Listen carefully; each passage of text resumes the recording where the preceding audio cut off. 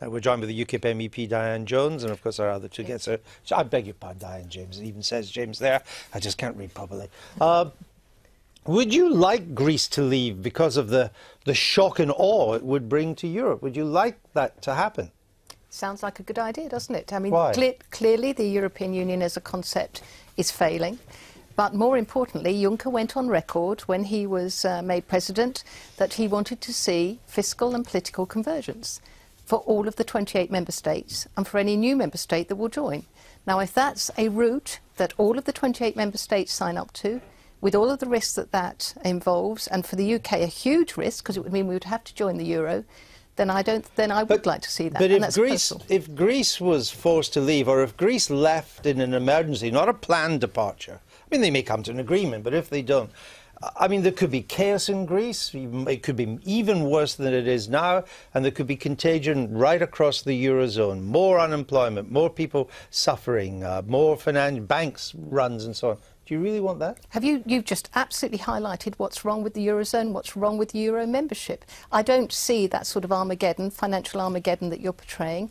The nightmare for the European Union, for the commissioners, for Mr Juncker, is that actually Greece leaving would flourish and benefit, and within a relatively short time would actually start to get on its own 2 feet financially. Now, you've been quite sympathetic to Syriza's anti-austerity position. Does that mean that you think that the Eurozone countries, the creditor countries, should agree to its core demand, which is a massive haircut on the outstanding debt?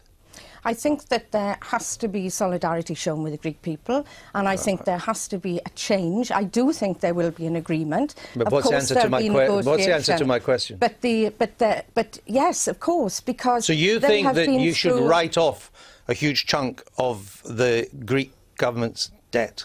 Well, it's impossible for Greece to pay the debts. They've had a series of impossible bailouts. The money has not been going to providing services for the people, and there's a real humanitarian crisis in Greece. Okay, Now, I understand the reasons for doing it, and you're quite right that the size of Greek debts now, 176% of GDP, is probably unpayable even in the long run.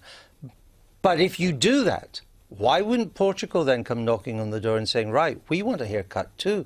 Why wouldn't Spain? Why wouldn't Italy, where their national debt is now 135% of GDP, why wouldn't they do that too? Well, what I hope this marks is a change throughout Europe, and what we've been calling for is a conference and convention of all the debtor countries. As has Syriza. We can look at a different way of creating investment. But do you think all these debts should be written off? Well, the countries are willing to pay the debts. They are unable to pay the debts. So it needs to be a system where countries can pay back the debts. But that's linked to growth and investment Is that realistic? as well. I mean, the reason I ask is that the Greek debt now is not owned by the banks. I mean, the bailout socialised the debt. It's now owned by the German, the French, the Italian taxpayers. Why should they pay? Why should they pay? There's no appetite across Europe for the people to pick up that tab. And that's quite clear. And I just want to go back on one of Diane's point. I mean, I don't think it's a good thing if Greece was to leave. We were discussing Ukraine before. What is happening bit by bit, this is Putin's policy, try and weaken Europe so that actually he can have a free hand on Eastern front. And I do think it's important we look at all of these things in a joined-up way. Because if Greece was to not get, let's say, in new terms, new negotiations, I don't think they should have a haircut, but I do think it's important that we recognise that the austerity policies that have been promoted have not worked, and what we do need now is greater policy for growth. So we need to target Juncker's investment plan more at countries like Greece to help them get growth so that they can pay their bills eventually. Okay. What do you say to the point that, I mean, it's quite clear at the moment that Mr. Putin is moving to expand his sphere of influence and to minimise the importance of Europe. I mean, he's helping to bankroll parties like the National Front in France and some hard left parties. He's quite close to Syriza, actually, and he's quite close to UKIP in Greece. Leader. Don't they just pick us off one by one? I don't think he's picking us off one by one. No, I'm saying if the European Union doesn't stick together, isn't that the danger? Well, are you then advocating, Andrew? I'm not advocating anything, I'm asking questions. OK. I don't see him picking us off one by one.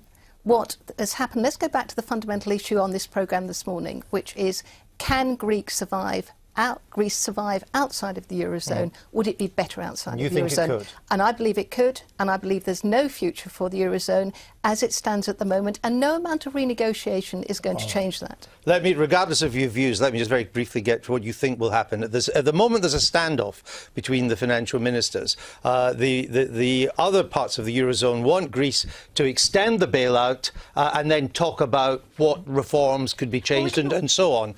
The Greek position is, no, the bailout's over. We don't want extended. We want a bridging loan and discuss major reforms. They've only got till Monday, this coming Monday, the 16th, to agree. Will they or won't they?